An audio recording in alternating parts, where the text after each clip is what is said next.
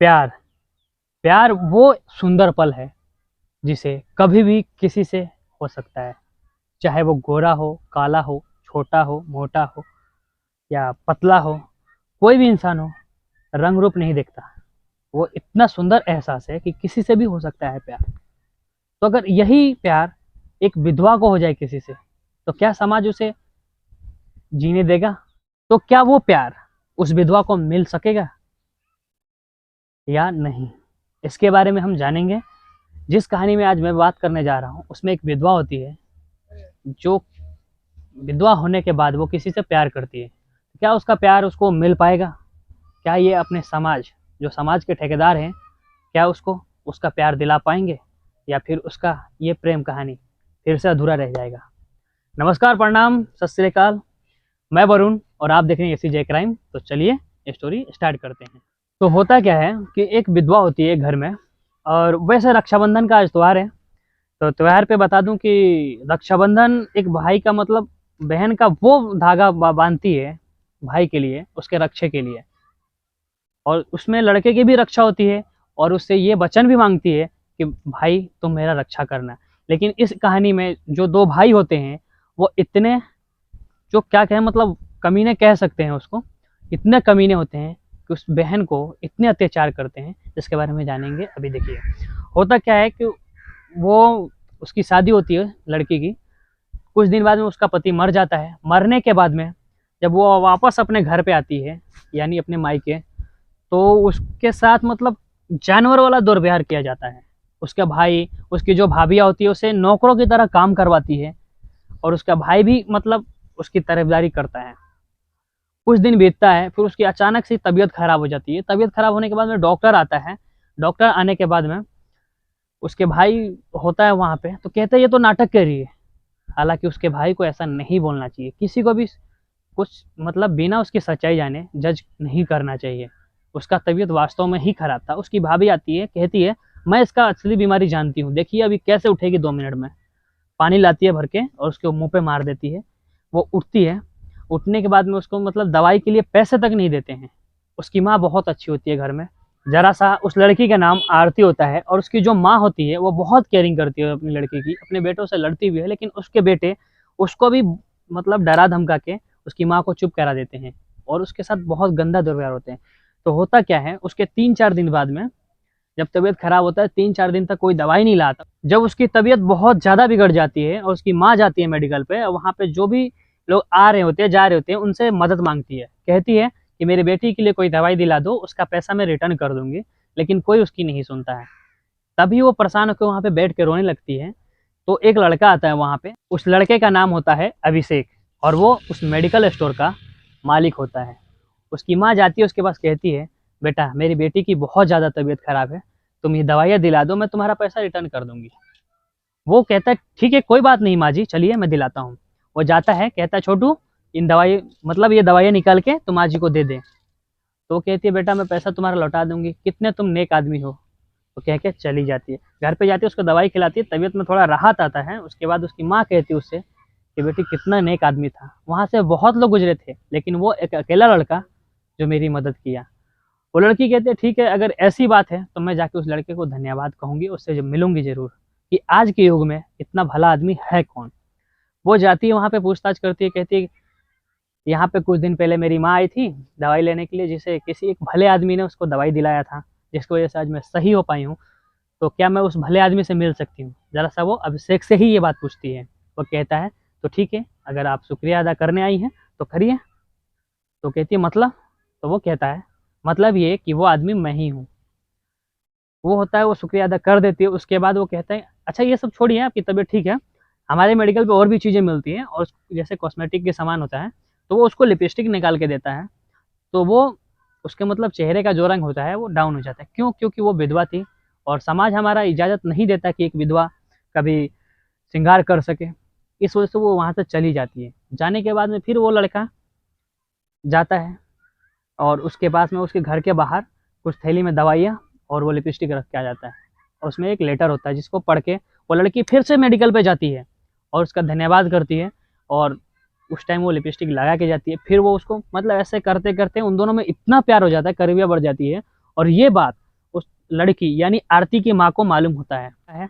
आरती की माँ कहती है, देख बेटा, मैं उस लड़के के साथ तुझे जितना खुश देख रही हूँ उतना तुझे कभी नहीं देखा। तेरे ये दो भाई हैं नालायक, तुझे हमेशा दुख देते हैं, लेकिन वो एक लड़का है जो तुझे हमेशा प्यार करता है। वो कहती है, माँ क्या करूँ, क्या समाज मुझे इजाज़त देगा? उसकी माँ कहती है, बेटा कोई दे या ना दे, हर किसी को हक है अपना प्यार मांगने का, प्यार करने का, अपना ज़िंदगी जीने का। तो वो कहती है, ठीक है, शादी की बात करते हैं। तो उसकी माँ जाती है। माँ जाने के बाद में और इधर उसके ऊपर जुल्म होता है, देखा नहीं जाता। उसकी माँ फिर वापस मेडिकल पे जाती है, कहती है, बेटा तुम मेरी बेटी की ज़िंदगी बचा लो। तो पूछता है, आखिर क्या हुआ है? तो वो बताती है पूरी कहानी कि ऐसे ऐसे होता है। तो कहता है, ठीक है, मैं कर तो लूँगा, लेकिन उससे पहले मुझे कुछ सवालों के जवाब पूछना है। तो वो उसके घर पे जाता है, आरती के घर पे। और वहाँ पे जाने के बाद आरती काम कर रही होती है, पोछे लगा रही होती है। चुपके से जाके उसको खींचता है साइड में और दीवार से चिपका देता है और पूछता है कि तुम 4-5 दिन से नहीं आ रही थी और तुम्हारे घर पे मतलब मुझे पता चला इतनी प्रॉब्लम है, तो एक बात बताओ, मैं तो तुम्हें इतने दिन से बहुत मिस किया, हर पल। तुम मुझे मिस करती हो या नहीं करती हो? लड़की कहती है, अरे तुम पागल हो, तुम यहाँ पे क्या करने आए हो? तुम यहाँ से जाओ, कोई देख लेगा तुम्हें। तुम समझते क्यों? उसको समझाने की कोशिश करती है, लेकिन वो नहीं समझता है। अंत में वो अपना जवाब सुन लेता है। और जरा सा उस लड़की का जवाब ये होता है कि जब से मैं तुमसे नहीं मिल रही हूँ तब से इतना मिस की हूँ कि मैं आंखें भी बंद करती हूँ तो तुम्हारा चेहरा नजर आता है। वो लड़का सुनकर जवाब चला जाता है। जाने के बाद वो अपने घर पे बात करता है। उसकी मम्मी कहती है कि वो तो विधवा है। कहता है, मॉम मुझे नहीं पता कि समाज क्या कहेगा क्या नहीं कहेगा, लेकिन इतना आप जान लो, अगर मैं खुश हूँ तो उस लड़की के साथ खुश हूँ। हालांकि उस लड़के के प्यार की वजह से उसके माँ बाप भी अपने मतलब कहते हैं ना, खुशियों की कुर्बानी कर देते हैं और उसका शादी की बात लेके उसके घर पे जाते हैं। उसकी बहुएं होती है, उसकी माँ बात कर रही होती है, तभी उसका भाई आता है। भाई आने के बाद में और उसकी माँ को बहुत बेइज्जत करके निकालता है। कहता है, मुझे कोई शादी वादी नहीं करनी, तुमको शर्म नहीं आता? तुम्हारे मेडिकल पे कोई भी जाएगा तो तुम इसका मतलब तुम उसे बहू बेटियों की नज़र डालोगे और तुम उसको पटा लोगे या फंसा लोगे, जो भी है वो करके तुम कुछ भी कर सकते हो। वो कह के उसको ले जाता है मेडिकल पे, कह के वहाँ के जितने भी ग्राहक होते हैं सबसे मतलब उसकी बुराई करता है, चला जाता है। चले जाने के बाद में फिर 2-4 दिन बीतता है। बीतने के बाद में जब ये लोग अकेले में बात कर रहे होते हैं, आरती और उसकी मम्मी, तो वो उसकी मम्मी कहती है कि बेटा अब क्या करें?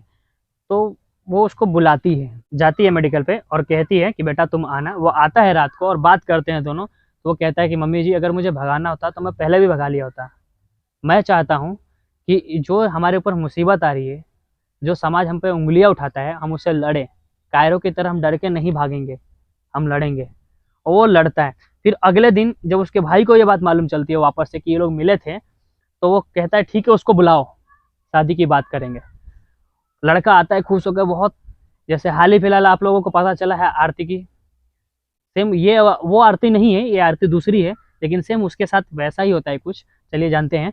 होता क्या है कि उसको बुलाते हैं, नाश्ता पानी सब कराते हैं। कराने के बाद में उसकी माँ को कहते हैं आरती को कि तुम दोनों जाओ, कुछ लेके आओ, तब तक हम इससे कुछ सवाल कर रहे हैं। वो दोनों खुश होते हैं कि चलो मेरे बेटे सुधर गए। उसकी माँ भी खुश होती है, वो आरती भी खुश होती है कि मेरे भाई अब मेरी खुशी चाहते हैं। तभी क्या होता है, एक भाई उसका कुछ सवाल पूछता है, तभी दूसरा आके उसके सर पे मारता है, वो बेहोश हो जाता है। बेहोश होने के बाद में वो जब चिल्लाती है, दौड़ के भागती है, तो उसको भी मतलब धक्का देके इधर उधर हटा देते हैं। फिर वहां से वो भागती है, मेडिकल पे जाती है। मेडिकल पे कहती है उसके भाई को, जो उसका बड़ा भाई रहता था, उसको जाके कहती है कि देखिए आज उसकी अभिषेक की जान बहुत खतरे में है, चलिए आप उससे बचा लीजिए। और ये लोग जब वो आते हैं, तो आने के बाद में देखते हैं तो अभिषेक की मौत हो चुकी थी। यानी एक विधवा का प्यार फिर से चला गया उसके हाथों से। क्या एक विधवा को हक नहीं है जानने की? क्या एक विधवा को जीने का हक नहीं है? क्या एक विधवा को प्यार करने का हक नहीं है? हमारा समाज कहता है, हमारा संविधान कहता है कि हर उस इंसान को हक है जो अपनी खुशी से अपनी ज़िंदगी जी सकता है। तो फिर उसे क्यों नहीं मिला? चलिए आगे बढ़ते हैं। आगे होता क्या है, जब उसकी माँ, क्रियाक्रम होने के 2-3 दिन बाद उसकी माँ पुलिस लेके आती है घर पे और कहती है कि यही है मेरे बेटे के हत्यारे जिन्होंने घर पे बुला के मार दिया। तो पुलिस उन सबको गिरफ्तार करती है। गिरफ्तार करने के बाद में जब दोनों बेटों को गिरफ्तार कर लेती है, तो जो आरती की माँ होती है वो कहती है कि इनके साथ साथ ये 2 बहुएं भी हैं, यानी चारों को गिरफ्तार करवा के वो अपनी जिम्मेदारी निभाती है। फिर और होता क्या है, देखिए वो विधवा प्यार ही की थी, कोई गलती नहीं की थी, कोई गलत काम नहीं किया था, चोरी नहीं किया था उसने। लेकिन हुआ क्या, जो भाई, जो उसका बंधन होता है, भाई बहन का बंधन होता है, उस बंधन को नहीं पहचानते हैं। उसके साथ ऐसा दुर्व्यवहार किए कि शायद कोई किसी सौतेले भाई बहन के साथ नहीं करता, जबकि वो सगे भाई बहन थे। हालांकि उनको ये रास्ता नहीं अपनाना चाहिए था। वो लोग अपने क्रोध में इतने आ गए थे, इतने घमंडी हो गए थे कि उनको अपने अपमान दिख रहा था कि एक विधवा की शादी करेंगे तो लोग हमें क्या कहेंगे, हम पे हंसेंगे कि एक विधवा की शादी कर दिया, फिर से इनकी औकात नहीं रखने की, वगैरह वगैरह। तो इस वजह से वो घमंड इतना उसको आ गया था कि वो उसने फिर से दोबारा उसका प्यार छीन लिया उस आरती का। और अभिषेक के घर वाले, वो बहुत लाडला बेटा था, छोटा बेटा था, उसकी भी खुशी छीनी गई। तो आप लोग सतर्क रहिए और इन सब बातों पर ध्यान दीजिए और देखते रहिए। कल मिलते हैं 8 बजे।